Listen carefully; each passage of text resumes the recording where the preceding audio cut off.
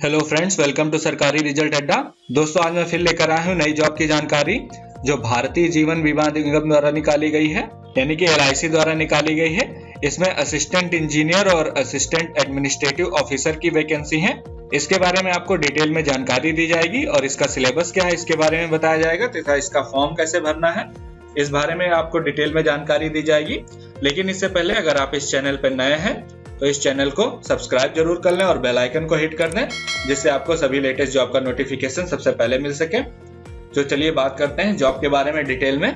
इसमें जो है असिस्टेंट इंजीनियर की टोटल 50 वैकेंसी हैं और असिस्टेंट एडमिनिस्ट्रेटिव ऑफिसर की टोटल 168 वैकेंसी हैं।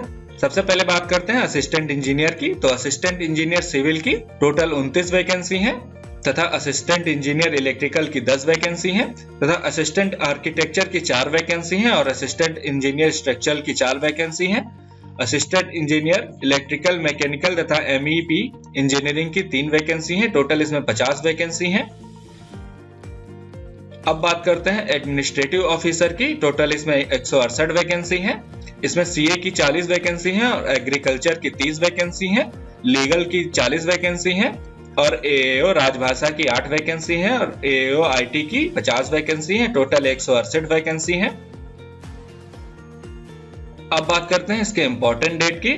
तो फॉर्म भरने का डेट जो है 25 फरवरी 2020 से स्टार्ट हो रहा है। अगर आप फॉर्म भरना चाहते हैं तो मैंने वीडियो बनाया है, आप उस वीडियो को देखकर स्टेप बाय स्टेप फॉर्म को फिल कर सकते हैं, जिसका लिंक वीडियो के डिस्क्रिप्शन में दिया हुआ है। और फॉर्म भरने की लास्ट डेट जो है 15 मार्च 2020 है। आप इससे पहले फॉर्म को जरूर फिल कर दें। इसके प्री एग्जाम का एडमिट कार्ड जो है आप 27 मार्च से 4 अप्रैल के बीच में डाउनलोड कर सकते हैं। प्री एग्जाम जो है 4 अप्रैल से स्टार्ट होगा और मेन एग्जाम की डेट जो है अभी नहीं दी गई है, बाद में दी जाएगी। अब बात करते हैं एज क्राइटेरिया की। तो इसमें 21 साल से 30 साल के बीच के कैंडिडेट आवेदन कर सकते हैं। वहीं पर SC/ST कैंडिडेट को 5 साल की छूट दी जाएगी, OBC को 3 साल की, PWD जनरल कैंडिडेट को 10 साल की छूट दी जाएगी और PWD SC/ST को 15 साल की तथा PWD OBC को 13 साल की छूट दी जाएगी। अब बात करते हैं एजुकेशन क्वालिफिकेशन की।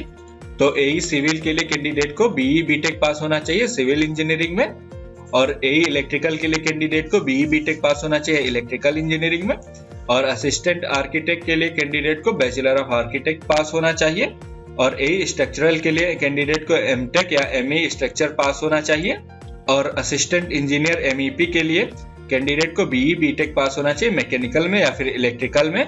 उसके साथ ही असिस्टेंट एडमिनिस्ट्रेटिव ऑफिसर के लिए, उसके साथ ही AAO चार्टर्ड अकाउंटेंट के लिए कैंडिडेट को CA पास होना चाहिए और AAO एक्यूरियल के लिए कैंडिडेट को जो है बैचलर डिग्री पास होना चाहिए किसी भी ब्रांच में। और AAO लीगल की बात करें तो इसमें कैंडिडेट को जो है बैचलर डिग्री लॉ में पास होनी चाहिए या फिर LLM पास होना चाहिए। वहीं पर AAO राजभाषा की बात करें तो कैंडिडेट को पोस्ट ग्रेजुएट मास्टर डिग्री पास होना चाहिए हिंदी में या फिर हिंदी ट्रांसलेशन विद इंग्लिश, या फिर कैंडिडेट को post graduate master degree English में पास होना चाहिए हिंदी के साथ और बैचलर लेवल पे जो है आपके पास हिंदी होनी चाहिए। अब बात करते हैं असिस्टेंट एडमिनिस्ट्रेटिव ऑफिसर IT की। तो इसमें कैंडिडेट को ग्रेजुएट डिग्री पास होना चाहिए कंप्यूटर साइंस में, IT में या फिर इलेक्ट्रॉनिक्स में, या फिर कैंडिडेट को मास्टर ऑफ कंप्यूटर एप्लीकेशन पास होना चाहिए या फिर MSc कंप्यूटर साइंस पास होना चाहिए। अब बात करते हैं सैलरी की। तो कैंडिडेट का बेसिक पे जो है 32,795 रुपये है। इन हैंड सैलरी जो है 57,000 रुपये पर मंथ होगी क्लास ACT की। अगर एप्लीकेशन फीस की बात करें जो कि नॉन रिफंडेबल होगी, SC/ST PWD कैंडिडेट के लिए 85 रुपये एप्लीकेशन फीस है। SC/ST PWD कैंडिडेट के लिए इमिटेशन चार्ज जो है 85 रुपये है प्लस ट्रांजेक्शन चार्ज होगा और GST होगी। बाकी सभी कैंडिडेट के लिए जो है एप्लीकेशन फीस कम इमिटेशन चार्ज जो है 700 रुपये होगा प्लस ट्रांजेक्शन चार्ज होगा और GST होगी। अगर सिलेक्शन प्रोसेस की बात करें तो 3 फेज में होगा। प्री एग्जाम होगा, मेंस एग्जाम होगा और इंटरव्यू होगा। उसके बाद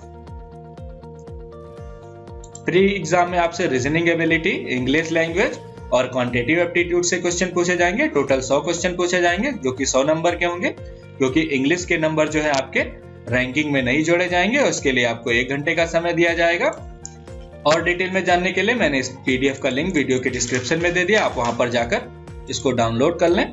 वहीं पर मेंस एग्जाम की बात करें तो इसमें ऑब्जेक्टिव टाइप टेस्ट 300 नंबर का होगा और डिस्क्रिप्टिव टाइप जो है 25 नंबर का होगा। इसमें आपसे reasoning ability, general knowledge, current affair professional knowledge और insurance and financial marketing awareness से क्वेश्चन पूछे जाएंगे।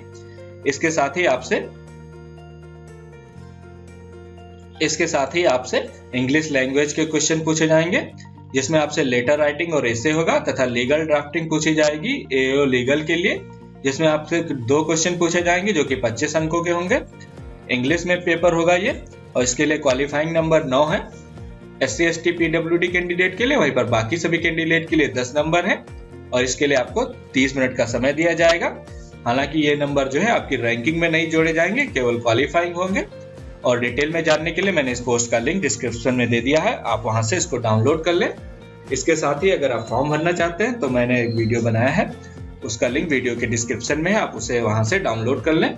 और ये वीडियो कैसा लगा मुझे कमेंट सेक्शन में जरूर बताएं, और इससे रिलेटेड अगर आपका कोई सवाल है तो आप मुझसे कमेंट सेक्शन में पूछ सकते हैं। और ये वीडियो देखने के लिए तथा मेरे साथ बने रहने के लिए आपका बहुत बहुत धन्यवाद।